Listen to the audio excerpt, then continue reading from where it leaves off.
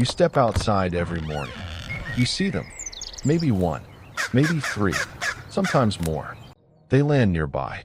They watch you. Some of them come close. And for a moment, it feels like they know you.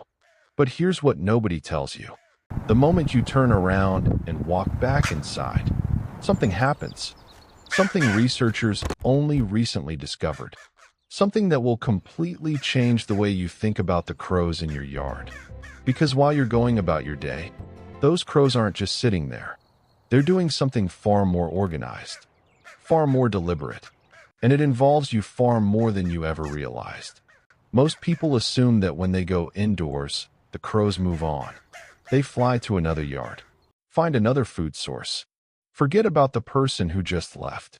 That's the assumption almost everyone makes. And that assumption is almost entirely wrong. What researchers tracking crow behavior across North America began to notice was deeply unusual. When a familiar human disappeared from view, even briefly, the crows didn't simply scatter. They changed their behavior. Specifically, deliberately, and in ways that only make sense once you understand what crows are actually doing when they watch you. You see, a crow isn't just seeing a person. It's building a file. Every time you walk outside, the crow registers your face, your movement patterns, your routines. It notes what time you appear, how long you stay, whether you bring food, whether you seem distracted or alert, whether you've ever posed a threat. And it stores all of that. Not loosely, not vaguely, with a level of precision that scientists have found genuinely difficult to explain. So when you leave, that file doesn't close. It activates. Here's where it gets strange. Dr. John Marsluff at the University of Washington spent years studying crow memory and facial recognition. His team wore masks, dangerous-looking masks, while trapping and banding crows on campus. Then they walked around campus wearing those same masks years later. The crows, some of whom weren't even alive during the original trapping, still reacted. They scolded. They followed. They dive-bombed. But what that experiment also revealed was something researchers hadn't expected. The crows weren't just remembering the threat. They were monitoring the area for the threat, even when the masked person wasn't present. Even when nothing was happening, the crows were scanning, watching the spaces where the person had been, checking.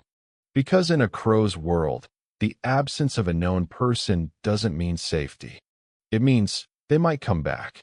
And that changes everything about what happens the moment you leave. But here's the part that surprised researchers even more. It wasn't just the dangerous humans they watched for. It was also the safe ones. The ones who fed them. The ones who had never caused harm. Those humans, people exactly like you, were tracked differently, monitored differently, and anticipated differently. Which brings us to what your crows are actually doing while you're inside. Crows operate within what researchers call a social territory. It's not just geographic space. It's a mapped network of individuals, human and animal, that the crow group tracks collectively. When you walk outside every day, you enter that map. You become a known variable, a data point the group has agreed to monitor. And when you leave, you don't disappear from the map. You simply move to the absent category, which the crows check regularly. Think of it this way. Imagine a neighborhood watch program. Except instead of neighbors texting each other about unfamiliar cars, it's crows, positioned on fences, rooftops, and trees, silently tracking every human they know, noting who left, when they left, and whether they've come back. This isn't metaphor. Field researchers observing crow groups over extended periods have documented sentinel behavior, a system where specific crows take up watching positions when the group is feeding or resting. What's remarkable is that these sentinels appear to pay particular attention to the areas where familiar humans were last seen, not the whole environment. Specific zones, the back door you use, the path you walk to get your mail, the window you look out of in the morning. Those aren't random perch positions the crow chose. They're surveillance points, oriented around you. But why? Why would a crow dedicate cognitive resources to monitoring a human who isn't even present? The answer lies in what crows fundamentally are. They're not opportunists in the simple sense. They're strategists. A crow group lives and dies by its ability to predict which animals are dangerous, which humans can be trusted, when food sources will be available, when threats might return. Prediction is survival. And you, the human who comes out every morning, are a predictable resource. If you feed them, you're a scheduled food event the group has logged. If you've never harmed them, you're a safe zone anchor within their territory. If you appear at consistent times, you're a reliable signal that part of the environment is stable. So the moment you go inside, they're not forgetting you. They're waiting for the next data point. Researchers studying crow foraging behavior noticed that crow groups adjusted their activity patterns around the routines of specific humans. If a person typically came outside at 8 a.m. with food, the crows would begin assembling near that location around 7:45. Not randomly, not by chance. They had learned the schedule. They had built an expectation, and they were managing their time and positioning around your behavior. Think about that for a moment.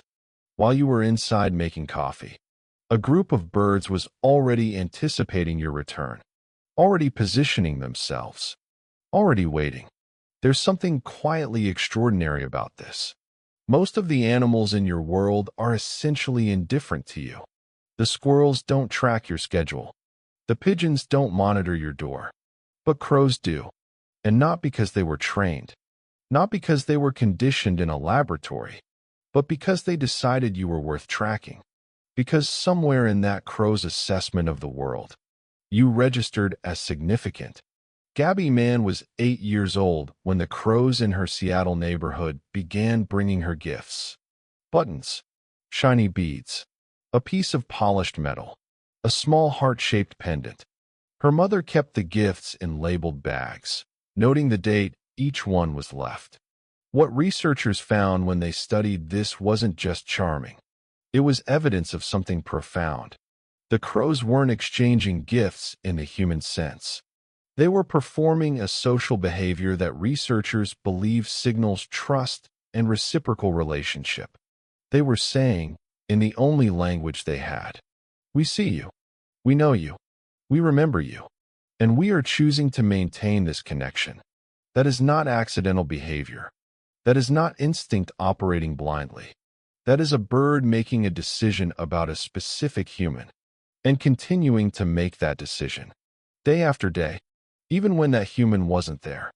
Even on the days Gabby didn't come outside, the crows still came, still left something, still checked. Now here's the thing that researchers still find difficult to fully explain. Crows communicate what they know about specific humans to other crows, not just within their immediate group, to crows they encounter across larger territories. The mask experiment made this visible in a startling way.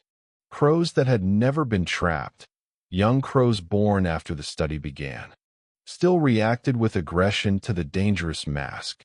They had learned it from other crows, through calls, through watching reactions, through crow-to-crow information transfer, which means the information a crow holds about you doesn't stay with that one bird. It circulates. It spreads through the local crow social network. And every new crow that joins that network inherits a picture of you, built from collective memory, built from what the crows who knew you passed on. In a very real sense, your reputation in the crow world exists independently of you. It lives in their communication. It travels with them. And it can outlast any individual bird that first formed the impression. Here is the truth that researchers have slowly assembled from decades of fieldwork. Crows are not passive observers of human life. They are active participants in a hidden social system that runs parallel to ours. A system in which humans, specific, named, remembered humans, play a consistent role. When you go inside, Your crows enter a state researchers have described as monitored absence. They know you're gone. They know where you went. They know approximately when you'll return. And they orient their behavior around that knowledge. They're not waiting randomly. They're waiting specifically for you. There is something deeply strange and deeply moving about this, because it means that the relationship you thought was one-sided.